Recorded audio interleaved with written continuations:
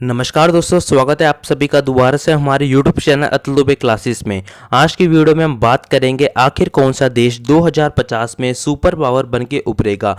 क्या अमेरिका ही 2050 तक super power बना रहेगा कि कोई और देश अमेरिका को टक्कर देगा।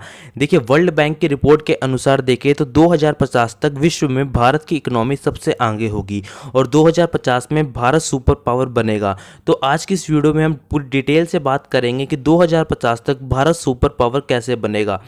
तो देखिए, अभी वर्तमान यानी अभी दो सबसे बड़ी महाशक्ति हैं, एक अमेरिका, दूसरा हमारा पड़ोसी देश चाइना, जिनकी जीडीपी भारत से अभी कई गुना ज़्यादा आगे है।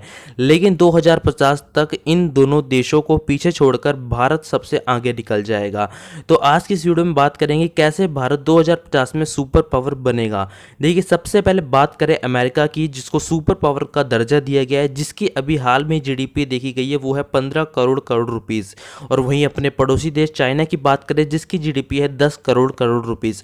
और इन देशों को अपनी जीडीपी ग्रो करने के लिए हर साल 10%, 20%, 30% का मुनाफा कमाना पड़ता है।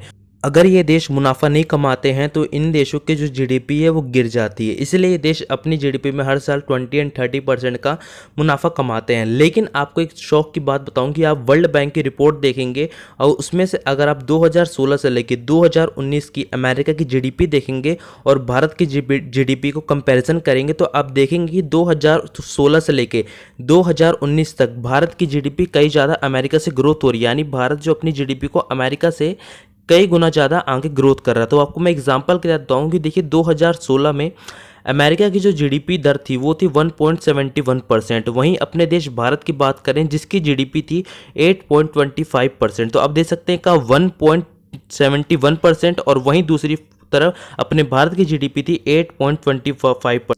और वहीं भारत ने 2016 में चाइना से अपनी जीडीपी को कई गुना ज़्यादा आगे कर लिया था। और अगर भारत अपनी जीडीपी में ऐसे ही ग्रो करता रहा, अमेरिका से भी देखिए भारत ने अपनी जीडीपी को कितनी ग्रो करा, 8.25% ग्रो करा, चाइना से भी अपनी जीडीपी को ग्रो कर रहा है। अगर ये सिलसिला ऐसे ही चलता रहा तो वो दिन दूर नहीं है जब 2050 में भारत एक सुपर पावर कंट्री कहलाएगा। लेकिन इस कहानी में एक ट्विस्ट है, क्योंकि भारत के अलावा और देश भी ऐसे हैं जो कि भारत की जीडीपी को टक्कर दे रहे हैं। उन देशों का नाम है वियतनाम और फिलीपींस। ये भी चाइना और अमेरिका की जीडीपी को तेजी से पिछाड़ रहे हैं और अपनी जीडीपी को आगे कर रहे हैं। तो आज की इस वीडियो में हम इन तीनों देशों के बारे में समझेंगे कि आखिर कौन सा देश, वियतनाम, भारत और फिलीपींस, इन तीनों देशों में से कौन सा देश 2050 में सुपर पावर बन के उभरेगा। तो सबसे पहले बात करते हैं अपने भारत की कि अपना भारत 2050 में कैसे सुपर पावर बनेगा। देखिए, जब अपना भारत अंग्रेज़ों से आज़ाद हुआ था और 200 सालों तक अंग्रेज़ों ने भारत को बहुत लूटा था और हमारे देश में खाने के भी पैसे नहीं थे, तभी हमारे देश के पहले प्रधानमंत्री पंडित जवाहरलाल नेहरू ने आईएमएफ से लोन लिया था। आईएमएफ क्या है? इंटरनेशनल मॉनेटरी फंड है, जो कि देशों को लोन देती है। और उस समय जो उन्होंने लोन लिया था उसकी वैल्यू थी 3.275 करोड़ रुपए का लोन लिया था। लेकिन हम लोग इस कर्ज को कैसे पूरा करेंगे? जब हमारे देश में खाने के पैसे नहीं है तो हम इस देश कर्ज को कैसे पूरा करें? और तभी हमारे देश में एंट्री होती है हमारे finance minister doctor Manmohan Singh की, जिन्होंने हमारे देश की इकोनॉमी को सोशलिस्ट इकोनॉमी में से कम्युनिस्ट इकोनॉमी में बदल दिया। यानी हमारी इकोनॉमी साम्यवाद से पूंजीवाद की ओर चली गई, जिससे कारण ये हुआ कि हमारे देश में टैक्सेस कम हो गए, फॉरेन डायरेक्टर इन्वेस्टमेंट भी आसान हो गया था। और सबसे बड़ी बात यह हुई थी कि जो हमारे देश का जो एग्रीकल्चर इकोनॉमी था वो हो गया था सर्विस सेक्टर इकोनॉमी, जिसके कारण यह हुआ कि प्राइवेट कंपनी भी कृषि में अपना व्यापार कर सकती हैं और किसान भी प्राइवेट कंपनी से अपना व्यापार कर सकते हैं। इन सभी बदलाव के कारण ये हुआ कि जो हमारे देश की इकोनॉमी यानी हमारे देश की जीडीपी थी वो धीरे धीरे ग्रोथ करने लगी। और इसको सबसे ज़्यादा बूस्ट मिला 2014 में, जब हमारे देश के प्रधानमंत्री बने मोदी जी।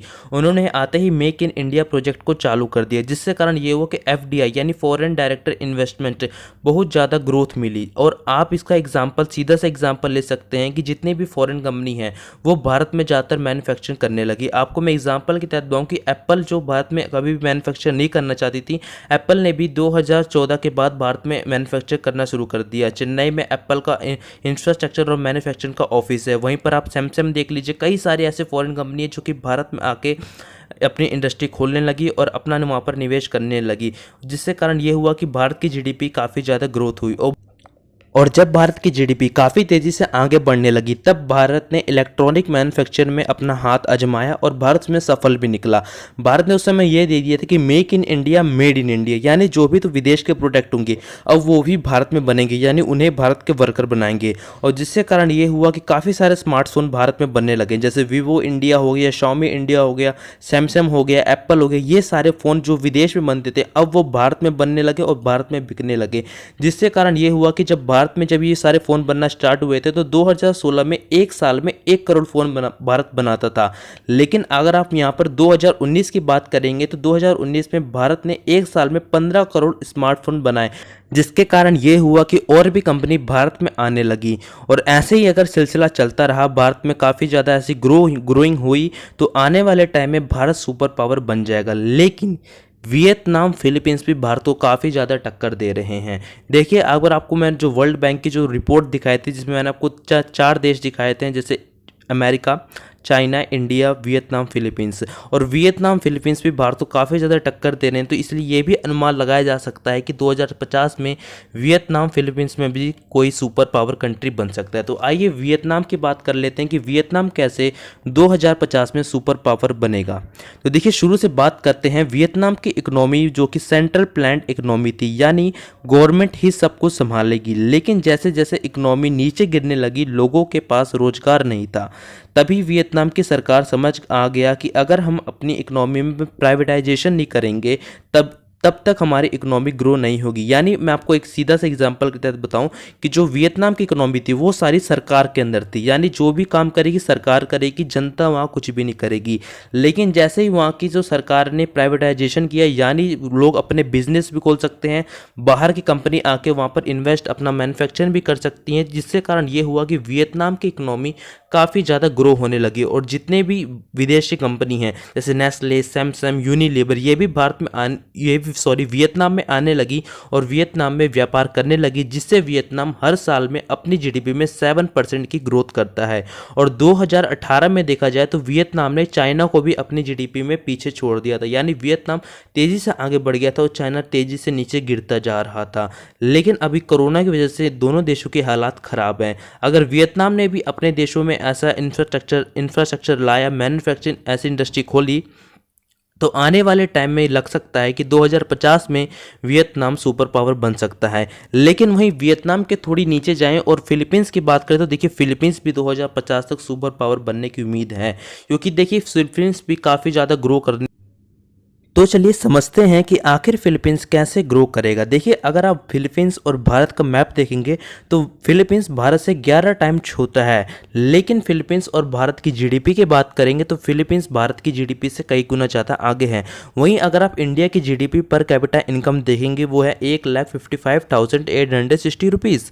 लेकिन अगर आप वहीं फिलीपींस की बात करेंगे तो फिलीपींस की जो जीडीपी है वो है 2,58,709 रुपीज़। यानी दोनों की अगर आप पर कैपिटा इनकम देखेंगे तो फिलीपींस की ज़्यादा है और भारत की कम है। और ये सब फिलीपींस ने कैसे किया, तो मैं आपको बता दूं कि 1980 में फिलीपींस ने अपनी इकोनॉमी में सर्विस सेक्टर को काफ़ी ज़्यादा प्रमुखता दी।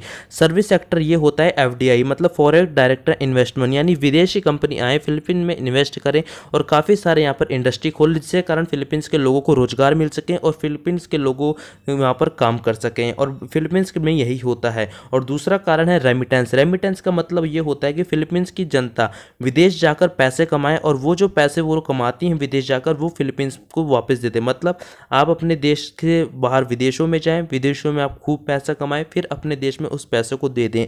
इसे हम लोग फिलीपींस में रेमिटेंस कहते हैं, जिससे कारण फिलीपींस भी अपने इकोनॉमी को ग्रो कर रहा है। तो आई होप आपको मैंने 3 देशों की इकोनॉमी बताई, जो कि चांसेस है कि 2050 में इन तीनों देशों में से कोई ना एक देश 2050 में सुपर पावर इकोनॉमी बनेगा। तो आपकी क्या राय है कमेंट में जरूर बताइएगा, तीनों में से कौन सा देश 2050 तक सुपर पावर इकोनॉमी वाला देश बनेगा। लेकिन अगर मैं अपनी राय के अनुसार बताऊं तो देखिए, अभी कोविड के कारण जितने भी देश हैं उनकी हालत ठीक नहीं है। लेकिन जब इनकी हालत ठीक हो जाएगी तो ये अनुमान कोई भी नहीं लगा पाएगा कि कौन सा देश कहाँ चला जाएगा। मेरी अनुमान से जाए तो भारत ही 2050 तक सुपर पावर बनेगा, क्योंकि भारत में इंफ्रास्ट्रक्चर काफ़ी ज़्यादा तेज़ी से बढ़ रहा है। तो आई होप आपको अगर हमारी वीडियो समझ में आई होगी तो चैनल को जरूर सब्सक्राइब कर लीजिएगा, बेल आइकन प्रेस कर लीजिएगा और लाइक करके बताइए वीडियो कैसी लगी। तब तक के लिए जय।